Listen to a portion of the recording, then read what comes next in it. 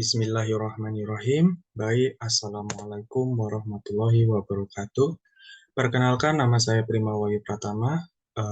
Mohon izin untuk mempresentasikan sebuah seminar proposal yang terdapat pada magang industri PT McDermott Indonesia.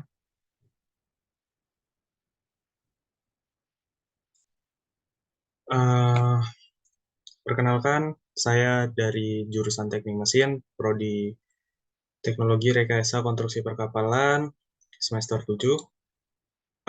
Sebelumnya saya ingin disclaimer, waktu yang diberikan hanya 10 menit, jadi saya tidak bisa menjelaskan secara lengkap, namun saya akan memberikan sebuah poin-poin yang terdapat pada inti dari judul. Mungkin teman-teman sekalian yang menonton atau bapak-bapak, mohon maaf sebelumnya untuk hal ini. Tidak berpikir panjang kembali, saya akan melanjutkan apa yang harus dilanjutkan. Baik, next sheet. Di sini adalah penampilan CV, Applicant Tracking System atau ATS. Jadi saya memilih CV ATS untuk melamar sebuah perusahaan karena menurut saya itu bentuk CV yang sangat simple, mudah dipahami, lalu tidak berwarna atau tidak tidak bisa dikatakan tidak lebay. Nah, jadi saya memilih CV ATS untuk melamar perusahaan seperti itu. Di sini saya menampilkan LinkedIn saya untuk menjadi nilai tambah pada saat menyeleksi seorang yang di hire atau karyawan baru gitu, bisa dikatakan seperti itu. Di sini saya menampilkan profile, project experience, work experience, education, skill, award, and organization. Harus menggunakan bahasa Inggris di satu CV karena itu menjadi nilai plus. Sifatnya internasional dan tidak nasional. Next sheet. Dan di sini adalah sebuah histori singkat terkait McDermott International. Dia sudah berdiri pada tahun 1923 sampai sekarang, dan sekarang adalah tahun ke-100 tahun dia, masih menjadi tahun keemasan. Dan apa sih perusahaan McDermott itu? Next it. Di sini adalah histori simple. Ralph Thomas McDermott adalah pencipta atau pemilik dari perusahaan McDermott ini. Lahir dari inspirasinya di tahun 1923 saat umurnya 24 tahun. Thomas McDermott ini dia terinspirasi dari nama ayahnya gitu, atau pekerjaan ayahnya gitu. Nah, ayahnya itu namanya John Raymond McDermott, dan dia bekerja di pabrik kayu dan perminyakan, konstruksi perminyakan gitu. Lalu McDermott ini adalah perusahaan sangat besar di dunia, terutama di kontraktor, dan berdiri di Indonesia gitu. Yang berdiri lalu bergerak di bidang engineering, procurement, construction, lalu ada onshore, offshore, downstream, upstream, dan lain-lain. Lalu dulu sebelum PT McDermott Indonesia berdiri itu sebelumnya nama perusahaannya itu Ingram Contractor Indonesia. Nah, itu berdiri dari tahun 1969 sampai 1970. Lalu dibelilah sama si Thomas ini, lalu diganti namanya menjadi PT McDermott Indonesia. Sampai sekarang yang kita tahu. Next it. Dan ini adalah gambaran PT McDermott di seluruh dunia. Dia terdapat di 50 negara di dunia dan memiliki 30.000 pekerja, 30.000 lebih. Lalu di sini adalah penampilan gambaran singkat atau simpelnya di PT McDermott Indonesia yang berlokasi di Batu Ampar International Area, precisely on Bawal Street No. 1, Batu Merah Village, Batu Ampar District. Total area itu fabrikasinya itu sebesar 297 hektar plus. Ya. Next it.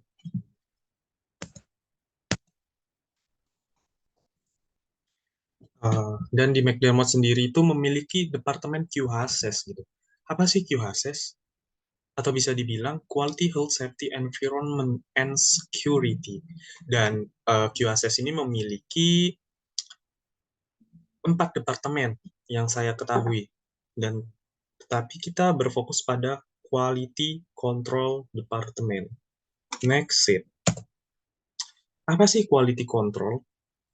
Bisa dikatakan quality control itu proses untuk menginspeksi, mengukur, adanya tes produk yang sesuai standar dari perusahaan. Lalu seorang QC itu harus memilih berkualifikasi dan bersertifikat. Lalu sebuah QC itu mengikuti prosedur, lalu merilis ke market dengan kualitas terbaik agar pelanggan itu memiliki rasa puas. Dan di sini adalah tanggung jawab, skill, dan ability. uh, Bisa dilihat karena waktu hanya sedikit, saya tidak akan menjelaskan. Next it. Di sini adalah ada I mean manajemen sistem manual. Ini adalah acuan yang digunakan oleh McDermott. Itu ada Plan, Do, Check, and Action. PDCA. Ini adalah pemikiran seorang leader untuk mengatur sebuah project ke depan. Gitu. Nah, di sini ada Quality Management Process, Quality Planning, Quality Assurance, lalu ada Quality Control. Nah, Quality Planning ini adalah sebuah plan. Uh, Tujuan yang akan dibuat untuk ke depan. Lalu masuk ke quality assurance, menyiapkan prosedur, KPI, audit, dan lain sebagainya. Akan saya jelaskan di sheet selanjutnya. Lalu ada quality control, itu bertugas untuk tentunya ya menginspeksi dan lain sebagainya. Next it. Oke. Dan ini adalah penampilan departemen yang terdapat pada McDermott. Ini berhubungan dengan kesempatan saya magang di PT McDermott, saya bergabung di Departemen Quality. Dan saya diberikan kesempatan untuk belajar di semua departemen yang menyangkut quality. Apa saja quality itu? Ini bisa ditampilkan di sini. Next it. Oke, yang pertama kita membahas quality assurance. Apa sih quality assurance? Quality assurance itu proses untuk memanajemen, untuk dilakukan memastikan kualitas produk atau layanan yang sudah sesuai dengan standar kualitas perusahaan dan kebutuhan konsumen gitu. Dan di departemen QA itu ada beberapa keterkaitan yang terdapat poin-poin inilah yang keterkaitan dengan QA yang ada di McDermott gitu. Saya tidak akan menjelaskan karena ini akan memakan waktu yang sangat banyak untuk menjelaskan satu persatu, dan ini yang bisa saya tampilkan yang keterkaitan. Next it. Dan lalu yang kedua ada pengertian dari quality material control. Jadi setiap material itu pasti harus dicek dulu melalui proses receiving, binning, issuing. Dan di departemen QA,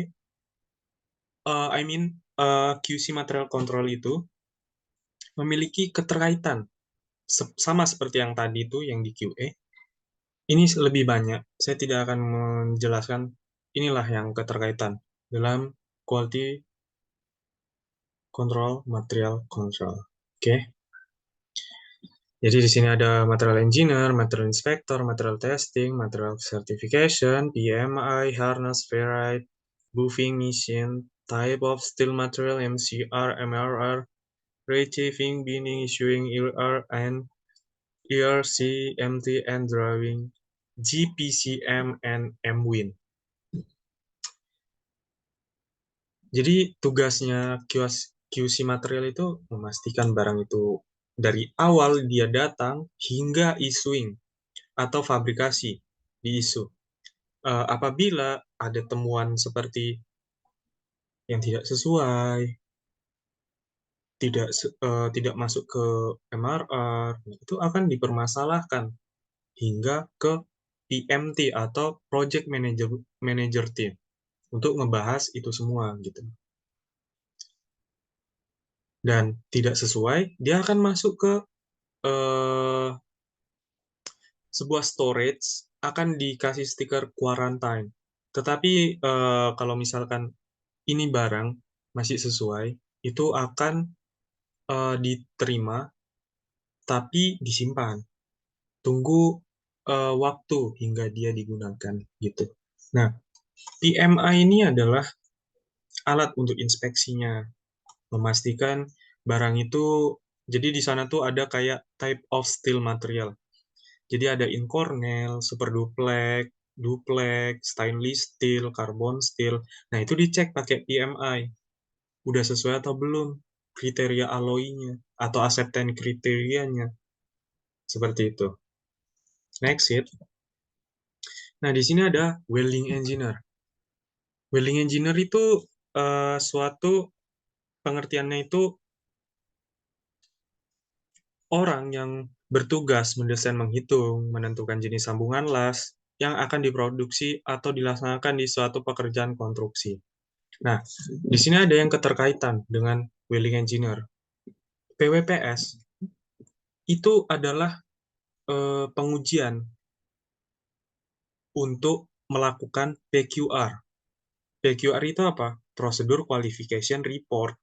Nah, itu untuk menguji bahan, material yang bakal dipakai di erection atau di yard. Nah, PWPS ini dibuat untuk menjadikan WPS yang bakalan dipakai di lapangan gitu.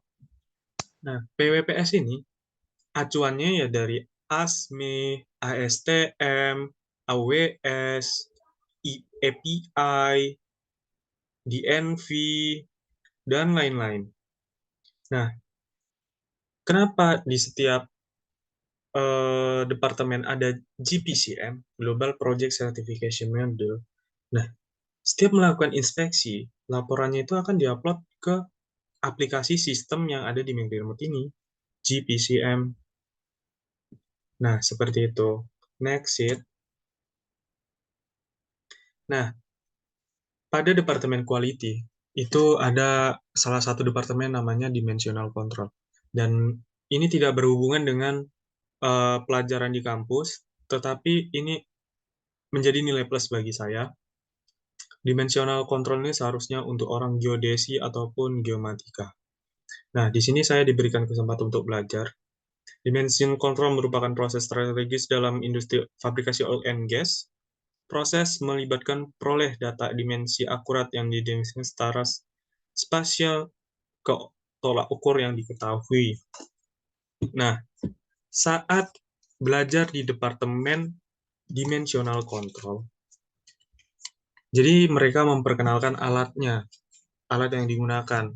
Itu TS16 atau bisa dikatakan Total Station 16.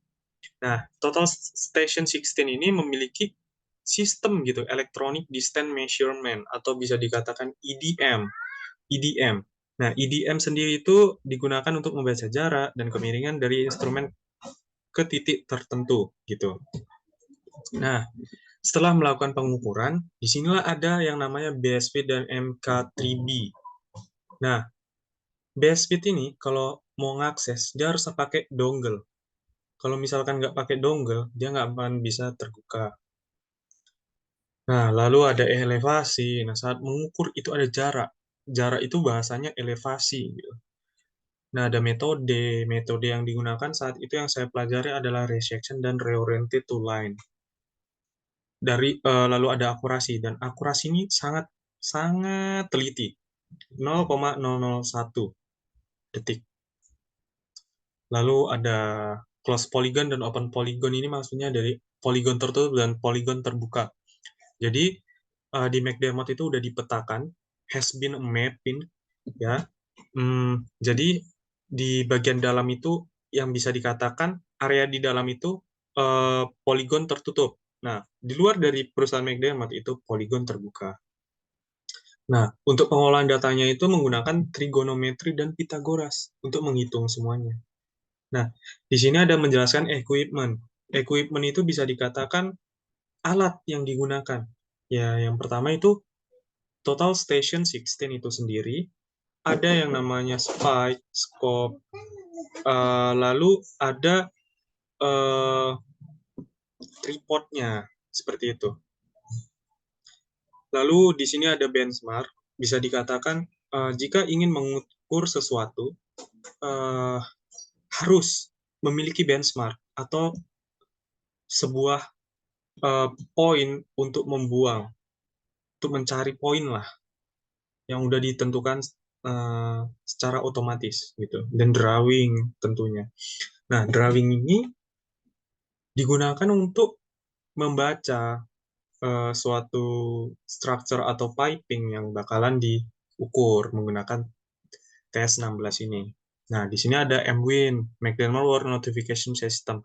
Semuanya Departemen Quality, kalau mau kerja, harus ada yang namanya RFI, Request Inspection, Request for Inspection. I'm so sorry. Nah, itu dia maksudnya. RFI. Nah, RFI itu dikirim ke MWIN. Nah, MWIN itu dibuka oleh Quality. Quality menginspeksi, lalu selesai menginspeksi, dikirim lagi ke MWIN. Nah, jadilah RFI ke klien gitu. Next it. Nah, di sini menjelaskan QC Welding Inspector. Apa sih yang kita ketahui tentang Welding Inspector? Kalau nggak bisa dibilang ya seperti visual inspection, berkaitan dengan WPS, GPCM, equipment, MWIN, VITA, familiar with MTN, release. Nah, di sini ada poin-poin yang menonjol gitu, yang akan saya jelaskan. Kalau visual kan udah jelas, yang diinspeksi dari material dan weldingan. Nah, di MTN itu apa sih? Material Traceability Number, atau kode unik yang terdapat pada material. Nah, saat melakukan inspeksi, itu wajib ada namanya MTN, nomor. Jadi kalau misalkan kita ibaratkan kita membeli barang, harus ada sertifikat. Nah, sertifikat itu harus ada kriterianya. Nah, itu bakalan dijelaskan di MTN itu. Nah, syarat untuk memfit up harus ada MTN. Fit up itu misalkan dua material yang disatukan lalu di tag, itu kita fit up untuk melakukan welding. Seperti itu. Dan equipment-nya seperti center, spidol, welding gauge, dan lain-lain. Drawing tentunya, WPS sebagai acuan. Next ya. Nah, di sini ada QA QC inspector. Jika seorang awam pasti berpikir seperti apa ya? Gabungan QA dan QC. Tapi bisa dijelaskan di sini saya juga kurang terkait ini. Jadi saya jelaskan terkait pengertiannya itu responsibilities-nya. Jadi dia itu di bawah pengawasan langsung bertanggung jawab untuk melakukan evaluasi kualitas pada proses dan produk standar dan rutin sesuai dengan gambar teknik, spesifikasi, metode yang ditentukan, dan instruksi. Sampai memastikan bahwa semua produk dan proses memiliki tingkat kualitas, keamanan, efisiensi, dan keadaan yang diinginkan. Ya, tentunya balik lagi membahas terkait kualitas. Oke, next it. NDT teknisian. Nah, NDT ini bagian dari quality, tetapi dia bergerak sendiri. Dan di sini yang berkaitan dengan NDT itu ya ada visual test, PAUD, MPI, penetran, AT, UT, RT, globe, dan berkaitan lagi dengan MWIN dan GPCM, drawing, dan equipment. Ya, ini poin untuk menginspeksi. sebuah material yang lebih mendetail dibanding dari visual. Jadi, kalau kita menggunakan UT, kita bisa menginspeksi yang ada di dalam weldingan, di dalam material. Sama dengan menggunakan PAUD, Facet Array Ultrasonic Test. Dia bisa mendeteksi kedalaman, atau bisa dikatakan seperti alat USG. Nah, seperti itu. Radiography, ultrasonic, ya, seperti itulah. Next it. Dan di sini paling panjang, yaitu QC Blasting and Painting. Jelas dari namanya untuk menginspeksi sebuah warna, cat, kualitas dari warna, seperti itu. Nah, di sini ada yang keterkaitan dari QC Blasting and Painting. Nah, yang satu itu nggak jauh dari MWin, GPCM, GPT. Nah, GPT ini sebelum melakukan inspeksi pada blastingan ataupun coatingan, jadi dia harus membaca dan paham terkait prosedurnya. Nah, contohnya kayak dust level, profile gauge, salt test, distilled water, ini eh, berkesinambungan semua. Apa yang saya jelaskan di sini itu berkesinambungan semua. Slingidometer, still temperature, WFT, dan DFT, ERN, DT. Nah, jadi kita mau bahas DT. DT itu delivery ticket. Saat melakukan rilis, jadi harus ada yang namanya DT dan ERN number, atau bisa dikatakan inspection request note. Nah, sorry, inspection release note. Nah, jadi kalau sudah memenuhi kriteria dari dua ini, barang siap untuk dicat. Jadi sebelum itu tuh dia di blasting gitu. Nah, di sini saya tidak bisa menjelaskan karena ini mengingat waktu juga, dan ini poinnya sangat banyak. Next ya.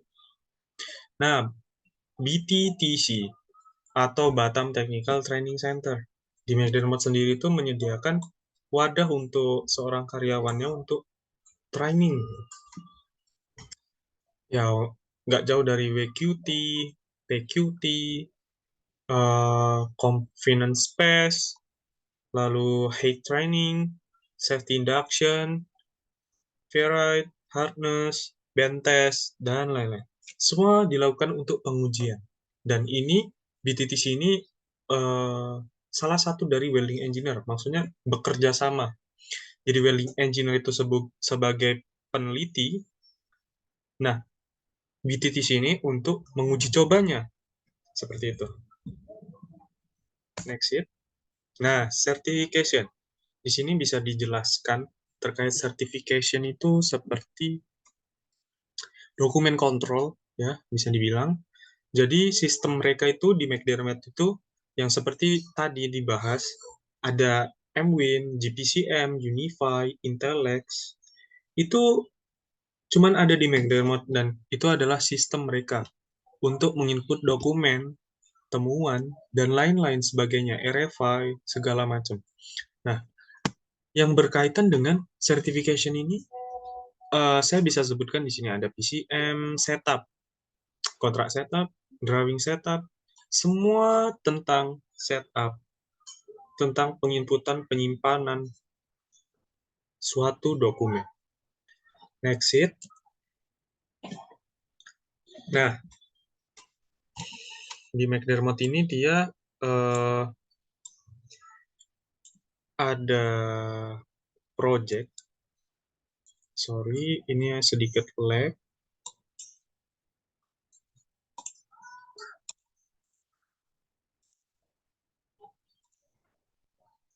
Oke. Jadi di sini project yang dikerjakan oleh perusahaan McDermott Internasional, terutama di PT McDermott Indonesia. Nah, jadi di sini ada perusahaan Aramco, Woodside, Shell, Qatargas, dan Impact. Nah, masing-masing mereka memiliki nama produk mereka yang dibuat di McDermott. Yang kalau Aramco itu Marjan, Woodside itu Scarborough, Shell itu Krag, Qatargas itu NVXP, Inpex itu Ichits, PS 2B. Nah, inilah produk mereka yang lagi dibuat di PT McDermott. Nah, kalau dari Aramco itu ada PP, AP, dan AP. Maksudnya di sini auxiliary accommodation production. Lalu dari Scarborough itu ada mooring pile, jacket, dari sailcraft, inspeksi dari modul, ICIT dari impact itu booster compression modul. Tapi di sini dominannya ke modul. Tetapi kita fokusnya di sini adalah mooring pile. Apa sih mooring pile? Next it. Nah, ini merupakan pengertian dari mooring pile itu sendiri. Atau bisa saya jelaskan secara singkat. Mooring pile itu bisa dikatakan seperti anchor atau jangkar. Nah, bangunan mooring pile atau section pile ini akan ditanam di dasar laut untuk sebagai eh, apa ya, pengait dari modul itu sendiri. Nah, itu akan ditanam menggunakan robot untuk memantaunya atau bisa dikatakan ROV. Nah, ROV sendiri ini untuk memantau jalannya pemasangan dari mooring pile atau section pile ini. Ya, bisa dikatakan kalau di kapal itu anchor, kalau di modul itu mooring pile atau section pile sebagai alat untuk pengait agar kapal atau rig itu tidak pergi kemana-mana seperti itu. Oke, next it. Nah, di sini ada sebuah structure organization project dari Woodside atau Scarborough section pile atau mooring pile. Nah, yang pertama dipimpin oleh project manager hingga certification. Jadi proses certification ini dari awal hingga akhir. Karena dia untuk menyimpan, mengabadikan sebuah dokumen. Hingga dokumen itu sudah lengkap dan diberikan kepada klien. Seperti itu. Next it. Nah, di sini adalah final title research.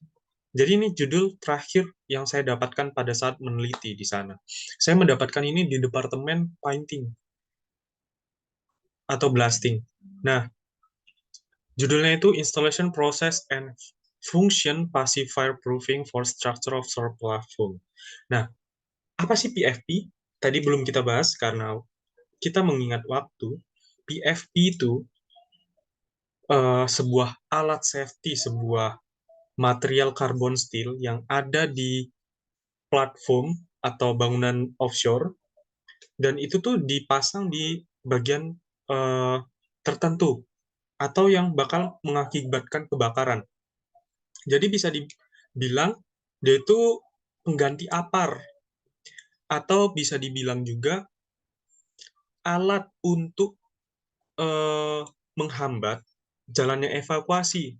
Jadi kalau misalkan karbon steel itu mudah meleleh kalau misalkan kena paparan dari panas, perlakuan panas yang sangat berlebihan, meleleh, rubuh, dan passive fireproofing itu untuk menghambatnya. Jadi orang saat evakuasi itu bakal memiliki waktulah untuk keluar dari ruangan tersebut gitu. Nah, eh, inilah gambar dari fireproofing yang saya jadikan background di belakang. Dia seperti semen putih yang ditempelkan ke bagian material dan dia dikasih mesh untuk dapat menempel dengan kokoh dan tidak mudah jatuh. Tetapi di sini bisa dijelaskan kelebihan dan kekurangan. Kelebihannya untuk menghambat jalannya evakuasi dan kekurangannya dia tidak bisa terkena air. Kenapa? Karena memiliki kandungan sebuah gas. Dia akan mudah hancur kalau misalkan terkena air, akan seperti bubur gitu, bergelembung atau bisa dibilang blisting dalam bahasa Inggris, melepuh. Nah, jadi PFP ini adalah penemuan yang saya gunakan untuk tahap akhir saya. Insya Allah di ACC oleh dosen pembimbing kami, ya Allah. Oke, lanjut. Next sheet. Nah, bagaimana sih persiapannya untuk mendapatkan tempat magang dan posisi magang itu sendiri? Jadi di perusahaan besar, sedikit bercerita, jadi di perusahaan besar itu sudah terstruktur sesuai ISO. Jadi apapun itu memiliki standar. Dan kelebihannya di perusahaan besar, apabila ada program anak magang, itu mereka akan memberikan jadwal untuk perpindahan departemen, lalu pelatihan training, seperti itu. Tetapi kita membahas terkait persiapan dulu nih. Persiapannya bagaimana gitu. Persiapannya yaitu siapkan apa yang harus disiapkan seperti CV, kemampuan komunikasi, lalu bahasa asing gitu, komunikasi menggunakan bahasa asing. Karena itu sangat penting untuk perusahaan internasional, termasuk seperti apa ya bisa dikatakan persiapan yang matang lah untuk interview. Setelah persiapan itu, administrasi itu semua udah terpenuhi, masuklah ke tempat magang yang kita mau. Itu saya bergabung di perusahaan oil and gas. Nah, bagaimana cara mendapatkan job desk? Sebenarnya kita tidak bisa merequest, kita tidak bisa memilih. Hanya seorang manajer dari departemen tersebut yang mengambil kita. Ini hanya berlaku di McDermott, tetapi tidak tahu di perusahaan lain apakah sama. Yang mereka membutuhkan, mereka yang mengambil kita. Seperti itu. Nah, kebetulan saya dengan beruntung bergabung di Departemen Quality. Dan quality di McDermott itu sangat banyak. Tetapi saya tidak bergabung di Departemen Quality di bagian ENI, Instrumen dan Electrical. Electrical dan Instrumen. Hanya satu itu yang saya tidak bergabung dan saya sangat sayangkan. Tetapi di 10 departemen yang sudah saya gabung, itu sangat banyak sekali ilmu yang saya dapatkan. Dan perkembangan untuk improve untuk menjadikan sebagai batu loncatan. Mungkin itu aja yang bisa saya sampaikan. Terima kasih, thanks for your attention. Maaf apabila ada kesalahan dan penjelasan yang kurang jelas karena mengingat waktu hanya 10 menit yang diberikan. Mohon izin untuk pamit. Assalamualaikum warahmatullahi wabarakatuh.